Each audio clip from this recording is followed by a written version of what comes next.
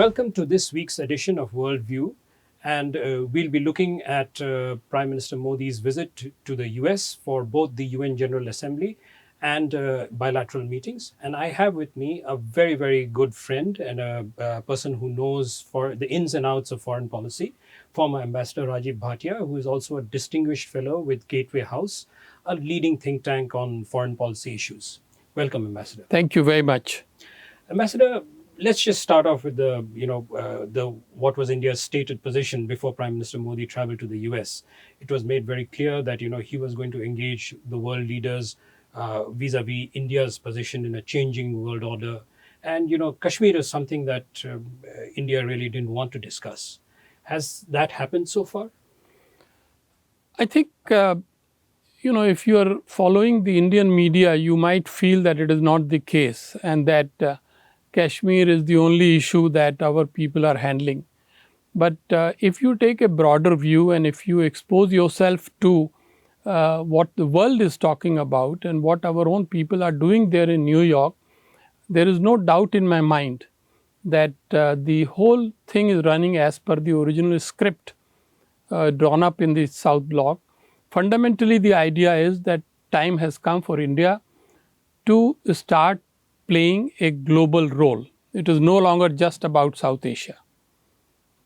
But public perception is something that matters everywhere. And we've had these two back-to-back, in fact, three back-to-back meetings, which were very high profile.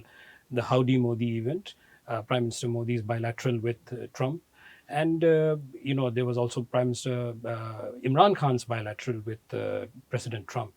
And, the thread that came across in all these public events was, the role of terrorism emanating from Pakistan. And, of course, the Pakistani Prime Minister raised the usual issue of Kashmir. Do you think this was more about optics and, this is not really the most important thing that came up of it? No, it's not about the optics. Undoubtedly, we all know the Pakistani agenda. But the central point is that India is now looking at the world affairs well beyond Pakistan. I think that is fundamentally very clear. Yes, certainly, we are treating, or the government is treating, terrorism as one big global issue. This figures in all documents, in all meetings, and it should. But beyond that, if you look at the whole list of things that Prime Minister and his advisors are doing today, they relate to climate change, they relate very much to the question of UN reform, the question of connecting with a whole lot of group of people. In fact, you recall how Ambassador Akbaruddin at the UN said right in the beginning that this is going to be an unprecedented diplomatic reach by India to the world. And I feel that if we follow closely every day what the Prime Minister, the Foreign Minister, the Minister of State for External Affairs, Foreign Secretary are doing. By the way, this is the largest diplomatic team stationed in New York after a long time. It is not just for, one country, one neighbor. It is for the larger agenda for India. And also Prime Minister Modi very focused on the message on climate change, I thought. I mean, if you look at his speech, he said that, the time has come for action. Do you see India now playing maybe a much larger role on this? I think so. I think now India senses that there is a vacuum in terms of global leadership on the question of climate change. We know what the US has done. We know that other major powers are not really able to come up to the table, come up to the plate, so to say. So now it's not just a question of very powerful, very well crafted speeches that Prime Minister is delivering or talking point that he is using to meet the leaders. I think it is about putting forward, first of all, the India story as to what India has been doing in the recent years, and particularly, the two she tankers, International Solar Alliance and the Climate Resilient Infrastructure Initiative. They both are there, plus all the things that are happening in the country, focusing on clean technology or renewable energy. I think this is making some impact abroad.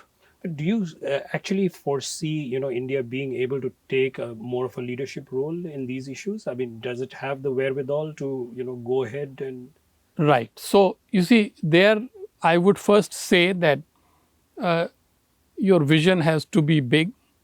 Your ability to articulate that vision also has to back it up. On those two accounts, we are very much there. Now, those of us who are sitting here in India, we also know that we have quite some way to go forward. But at least I think we should give full marks to the government that it is moving forward in the right direction. And I think the whole idea is to create world opinion and hopefully opinion at home that the time has come when we are suffering every day due to the change of climate. We saw how bad the last summer was in Delhi itself, that we have to really do a few things ourselves.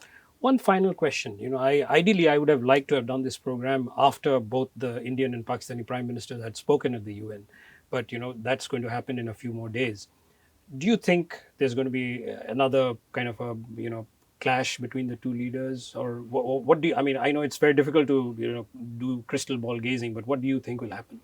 I think it has to be a very courageous man to anticipate as to what would happen and what the two leaders would say. But I can bank on the informed judgment of somebody who is sitting right inside the councils and who is advising the Prime Minister. He is one of the advisors. And Ambassador Akbaruddin said what we heard. He said that when the other countries will stoop low, India would soar high. Fundamentally, it means that the neighbor can talk what it wants to talk, but India has a much larger, broader and loftier vision to connect with the world today. On that note, thank you for watching. And as always, it was a pleasure to have you, Ambassador Bhatia. Thank you so much.